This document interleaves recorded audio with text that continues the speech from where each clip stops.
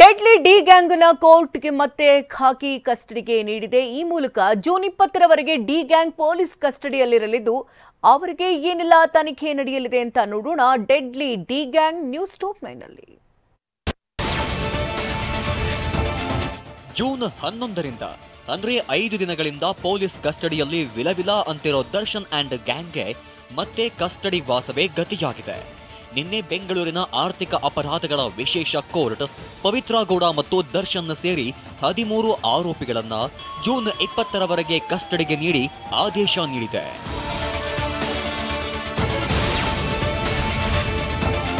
ಕಳೆದ ಮಂಗಳವಾರ ವಿಚಾರಣೆ ನಡೆಸಿದ್ದ ದರ್ಶನ್ ಅಂಡ್ ಗ್ಯಾಂಗ್ ಅನ್ನ 6 ದಿನ ಕಸ್ಟಡಿಗೆ ನೀಡಿತ್ತು. ಇಂದು ಭಾನುವಾರವಾದ್ರಿಂದ ನಿನ್ನೆಯೇ ಕೊಲೆ ಆರೋಪಿಗಳನ್ನ ಕೋರ್ಟ್ಗೆ ಹಾಜರುಪಡಿಸಲಾಯಿತು. ದರ್ಶನ್ ಅವರನ್ನ ಇನ್ನೂ ವಿಚಾರಣೆ ನಡೆಸಬೇಕಿದೆ, ಇನ್ನೂ 9 ದಿನ ನಮ್ಮ ಕಸ್ಟಡಿಗೆ ನೀಡಿ ಅಂತ ಪೊಲೀಸರು ಕೇಳಿದ್ರು. ಇದಕ್ಕೆ ದರ್ಶನ್ ಪರ ವಕೀಲರು ಆಕ್ಷೇಪ ವ್ಯಕ್ತಪಡಿಸಿದ್ರು.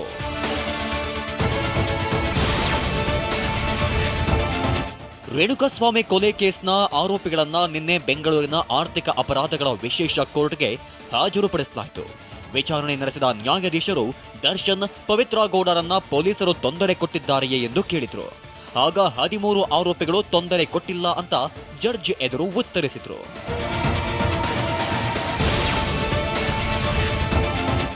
ಬಳಿಕ ವಾದ ಆರಂಭಿಸಿದ ಎಸ್ಪಿಪಿ ಪಿ ಪ್ರಸನ್ನಕುಮಾರ್, ಆರೋಪಿಗಳ ಬಳಿ ಇದ್ದ 10 ಮೊಬೈಲ್ ಸೀಸ್ ಮಾಡಲಾಗಿದೆ, ಆರೋಪಿಗಳ ಮೊಬೈಲ್ ರಿಟ್ರೀವ್ ಮಾಡಬೇಕಿದೆ, ಆರೋಪಿಗಳಿಂದ 30 ಲಕ್ಷ ಹಣವನ್ನ ವಶಕ್ಕೆ ಪಡೆಯಲಾಗಿದೆ, ಬೆಂಗಳೂರಿನ ಸ್ಥಳಗಳಲ್ಲಿ ಮಹಜರು ನಡೆಸಲಾಗಿದೆ, ಮೈಸೂರಿನಲ್ಲೂ ಹೆಚ್ಚಿನ ವಿಚಾರಣೆ ನಡೆಸಬೇಕಿದೆ, ಹೀಗಾಗಿ ಇನ್ನು 9 ದಿನ ಪೊಲೀಸ್ ಕಸ್ಟಡಿಗೆ ಒಪ್ಪಿಸಬೇಕೆಂದು ಎಸ್ಪಿಪಿ ಪಿ ಪ್ರಸನ್ನಕುಮಾರ್ ಮನವಿ ಮಾಡಿದರು.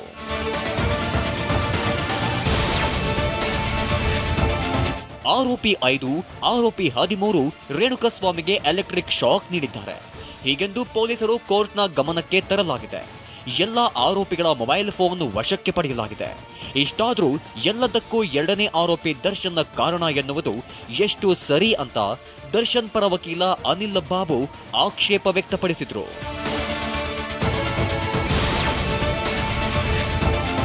ಆರೋಪಿಗಳ ಪೈಕಿ ಮಹಿಳೆ ನೋವನ್ನ ಅನುಭವಿಸುತ್ತಿದ್ದಾರೆ. ಅನುಮತಿ ಪಡೆಯದೆ ಆರೋಪಿಗಳ ಮೊಬೈಲ್ ವಶಕ್ಕೆ ಪಡೆಯಲಾಗಿದೆ. ರಿಮ್ಯಾಂಡ್ ಅರ್ಜಿ ನೀಡುತ್ತಿಲ್ಲ. ಈಗಾಗಲೇ 5 ದಿನ ಕಸ್ಟಡಿಗೆ ಪಡೆದಿದ್ದಾರೆ. ಆರೋಪಿಗಳ ಹೇಳಿಕೆ ಹೊರಗೆ ಸೋರಿಕೆಯಾಗ್ತಾ ಇದೆ ಅಂತ ಪವಿತ್ರ ಗೌಡ ಪರ ವಕೀಲ ನಾರಾಯಣಸ್ವಾಮಿ ಕಳವಳ ವ್ಯಕ್ತಪಡಿಸಿದರು. ವಾದ ಪ್ರತಿವಾದ ಆಲಿಸಿದ ಆರ್ಥಿಕ ಅಪರಾಧಗಳ ವಿಶೇಷ ಕೋರ್ಟ್ ನ್ಯಾಯಾಧೀಶರು ಅಂತಿಮವಾಗಿ ದರ್ಶನ್ನ ಪವಿತ್ರ ಗೌಡ ಸೇರಿದಂತೆ 13 ಆರೋಪಿಗಳನ್ನ ಜೂನ್ 20ರವರೆಗೆ ಅಂದ್ರೆ 5 ದಿನ ಪೊಲೀಸ್ ಕಸ್ಟಡಿಗೆ ನೀಡಲಾಗಿದೆ. ಇದರಲ್ಲಿ A3 Pavan, A4 Raghavendra, A5 Nandish, A6 Jagadish alias Jagga, A7 Anu alias Anukumar, A10 Vinay, A11 Nagaraju, A12 Lakshmana, A13 Deepak, A14 Pradosh, A16 ಕೇಶವಮೂರ್ತಿಗೆ ಮತ್ತೆ ಪೊಲೀಸ್ ಕಸ್ಟಡಿಗೆ ನೀಡಿ ಆದೇಶಿಸಿದೆ.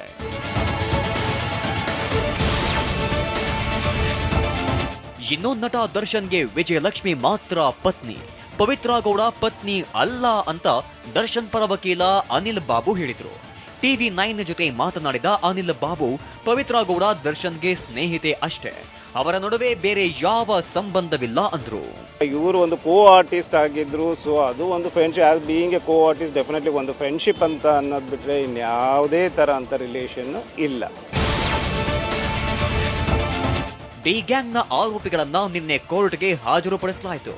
ಅದಕ್ಕೂ ಮೊನ್ನೆ ರಾತ್ರಿಯೇ ದರ್ಶನ್ನ ಕರೆದೊಯ್ದು ಅವರ ಮನೆಯಲ್ಲಿ ಪೊಲೀಸರು ಮಹಜರು ಮಾಡಿದ್ದಾರೆ.